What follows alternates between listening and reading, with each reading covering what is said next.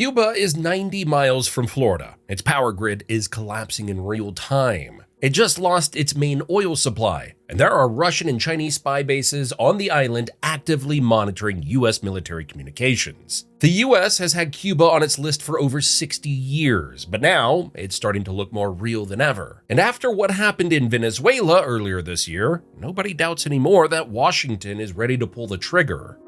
Why Cuba? On January 29th, Trump signed Executive Order 14380, a full economic blockade of Cuba. The official reason? Cuba is hosting Russian and Chinese intelligence operations on its soil, and that part is real. There's a major Chinese signals intelligence base at Baikal, less than 100 miles from Florida, actively monitoring U.S. military communications. Russia has reactivated its massive Soviet-era listening station near Havana. From Washington's perspective, that's not a diplomatic problem, that's a national security threat sitting in the backyard. But there's money involved too, obviously. U.S. corporations have billions in legal claims against Cuba, property nationalized after the 1959 revolution. ExxonMobil is actively suing Cuban state companies. A successful regime change would open the door to the largest privatization of Cuban assets in history, and that kind of money has a way of pushing things forward. So the blockade goes up. Any country that sells oil to Cuba faces massive U.S. sanctions. Mexico stops shipments immediately. The shadow fleet of tankers gets intercepted in the Caribbean. And Cuba, which already lost its Venezuelan oil lifeline when Maduro fell, starts running out of fuel fast. The eastern half of the island goes dark, total blackout. Havana is seeing 18 to 20 hours without power every single day. Hospitals are struggling. Water pumps aren't running. Food is rotting because there's no refrigeration. Trump said it himself in March. Cuba is going to fall pretty soon, but we're focused on Iran right now. That last part matters because the timing of any attack depends entirely on what's happening in the Middle East.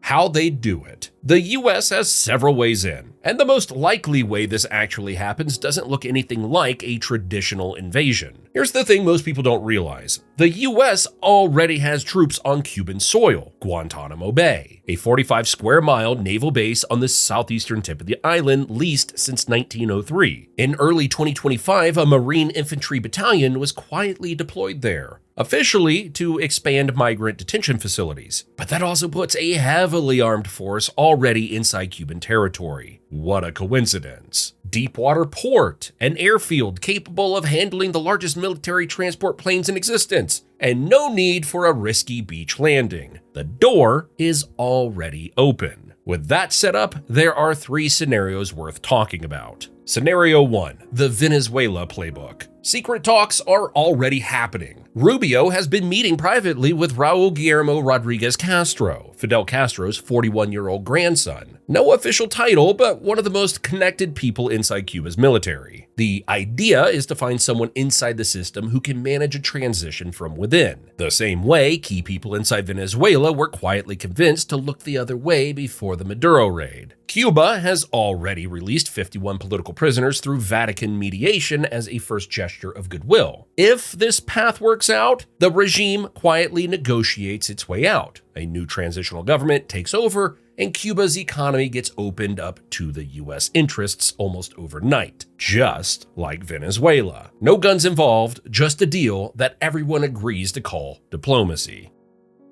Scenario 2, the quiet collapse. This is the most likely path, and it doesn't involve a conventional military attack at all. The blockade keeps tightening, blackouts spread, food shortages get worse, protests grow. Then at some point, the Cuban state starts cracking from the inside. Local commanders stop following orders. The whole structure begins to fall apart. At that point, the US doesn't need to force its way in. It shows up under the banner of restoring order and protecting civilians. The 82nd Airborne, which had its training exercises suddenly canceled in early March, with commanders told to stay on standby at Fort Bragg, drops on Havana's international airport. That creates an air corridor. Follow-on forces pour in, and the capital is secured within days. Fast, relatively clean, and easy to justify publicly. Scenario 3, full kinetic strike. If neither of those work, the full military option is on the table, and it's already planned out. US Cyber Command hits Cuba's already struggling electrical grid through its control systems. The whole country goes dark. Electronic warfare planes cut off all communications between Havana's Central Command and military units across the island. Nobody can coordinate. The Cuban military is effectively paralyzed before it can do anything about it, even if they probably have a pretty good idea who's knocking. Then the ground push comes out of Guantanamo, moving north towards Santiago de Cuba and cutting the eastern part of the island off from the capital. At the same time, the 82nd Airborne drops on Havana's airport. Within hours, the capital is surrounded. On paper, Cuba has around 50,000 active military personnel, but years of fuel shortages, broken equipment, and economic collapse have left the armed forces in pretty rough shape. Conventional resistance wouldn't last long.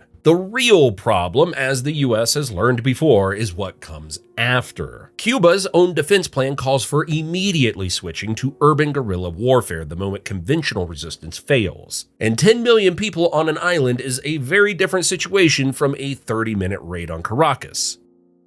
What it means. For Cuba, the damage is already happening. No invasion needed. The blackouts, the water shortages, the food crisis, that's all real right now. A full military attack would just accelerate the collapse of whatever is still functioning, displace huge numbers of people, and likely kick off years of guerrilla fighting even after the regime is gone. The rest of the world doesn't come out of this clean either. China is the biggest wild card. Beijing has been quietly investing heavily in Cuba, funding 49 new solar parks across the island, tripling solar power's share of electricity in just 12 months. It's a direct counter to the US blockade. And it means that if the US attacks Cuba, it isn't just fighting the Cuban military, it's destroying Chinese state-owned infrastructure worth billions of dollars. Beijing has already publicly called the blockade a brutal assault on a peaceful nation. A military attack would force China to respond. Not necessarily with troops, but with economic and diplomatic pressure serious enough to make current US-China tensions look minor. Russia is basically powerless to do anything militarily. Ukraine has drained Moscow's ability to project force anywhere in the Western Hemisphere. And Cuba has noticed that Russia didn't lift a finger when Maduro was taken. But Russia wouldn't stay silent. A US invasion would almost certainly trigger major Russian cyber attacks on American financial systems and infrastructure. The wider international reaction would be fierce. UN experts have already condemned both the Iran strikes and the Cuban blockade as violations of international law. Latin America is largely opposed. Mexico sent humanitarian aid to Cuba even under the threat of US sanctions. A full invasion would hand China and Russia the exact narrative they've been pushing, that international rules only apply when they're convenient for Washington. And here's the bottom line. Militarily, the US wins. Quickly. Cuba's armed forces simply can't hold against the most powerful military on Earth. But winning the war and winning what comes after are two very different things. The US learned that in Iraq. It learned it in Afghanistan. And Cuba is 90 miles from Florida, meaning a prolonged, messy occupation would have very real political consequences back home. That's exactly why the blockade-first strategy exists. Washington would rather watch Cuba collapse on its own than deal with the aftermath of a full invasion. The island is already cracking. The question is just whether it breaks fast enough or whether the US eventually decides to finish it themselves. If you want to see if China and Russia could invade the US, check out the video on your screen.